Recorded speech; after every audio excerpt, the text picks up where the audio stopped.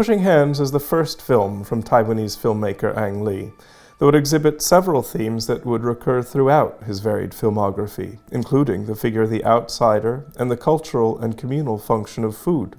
The film's story modestly concerns a Taiwanese grandfather and Taiji master, Chu, living with his son, Alex, his American daughter-in-law, Martha, and his grandson, Jeremy, in New York. The somewhat antagonistic relationship between Martha and Chu is central to the story, exhibiting the tensions that exist between two individuals completely rooted in separate cultures, living in relatively close quarters, while Alex and his son move more freely between the two.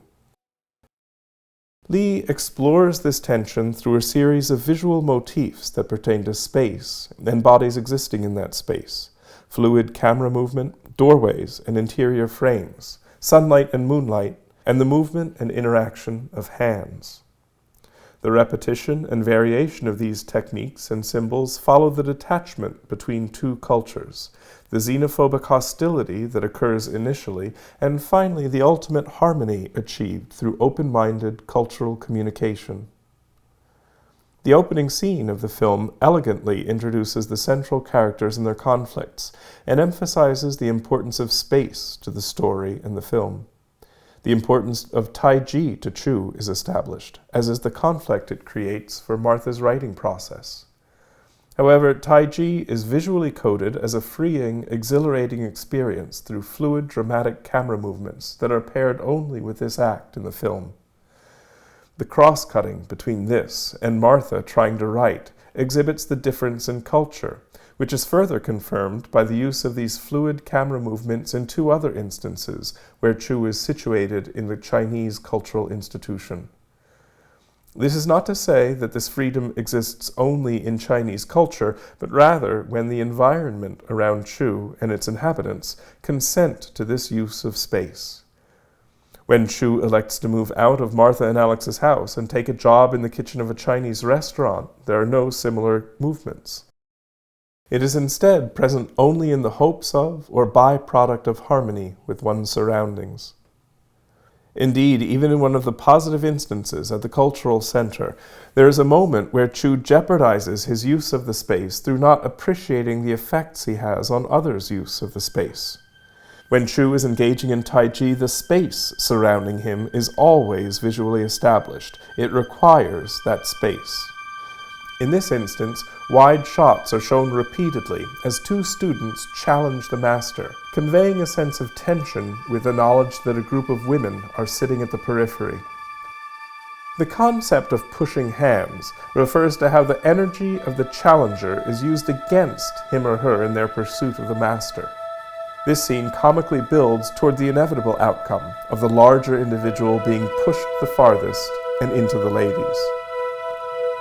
The lack of space at Martha and Alex's home is similarly a problem, and Martha's complaint of a lack of space becomes a refrain. Yet space is also a metaphor for cultural distance, which is best conveyed in the blocking of the dinner sequence. Space is collapsed in many of the shots of this potentially happy domestic gathering, but the reality of the distance between characters is always reiterated.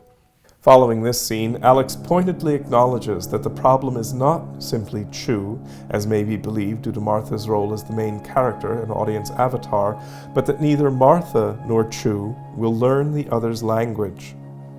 The difference between the two individuals and the impasse in their sharing in each other's cultures is most clearly conveyed through the use of interior frames, most significantly, doorways. In these instances, the doorway signifies the threshold that exists between one space and another, which is not passed by either party. These are significantly used to establish the competition for space between Chu and Martha and the knowledge of one another's presence adjacent to the other. Chu's calligraphy is significantly set beside various opening passages, a reminder of his integration into Martha's space that extends to her son Jeremy's drawing on the fridge. Chu is forced to smoke outside, but irritatingly keeps the door open, framing him as both apart and always within the world of Martha, who reads silently in the right of the frame. When Alex has his crisis in the bathroom, the fragmentation of the space through the doorway speaks to the fragmentation that is occurring within the family, manifest in the neutral Alex's breakdown. Finally, the doorways align into a single frame when Alex laments Chu's departure, recognizing the possibility for these detached spaces to form a pathway, something not realized visually prior to this point. Meanwhile, another interior frame grants access to the two diverging interests of Chu and Martha. The computer is a locus for the artistry of Martha, while the television acts as a portal to Chu's culture, including its popular genres and set pieces. 来，头大好。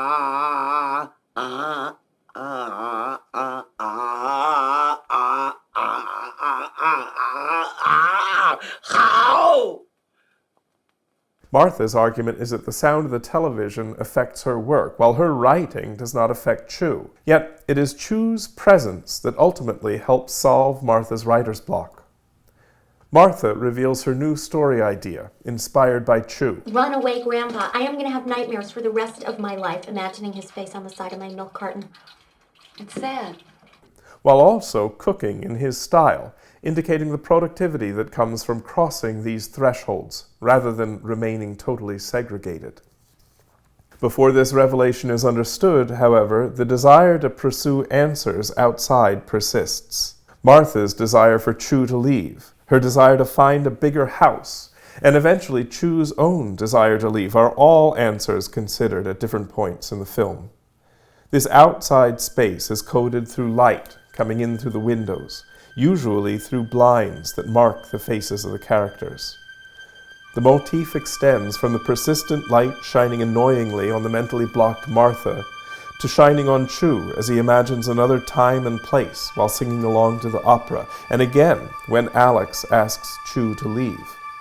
Similarly, the source of this outside light is cut to at two significant moments.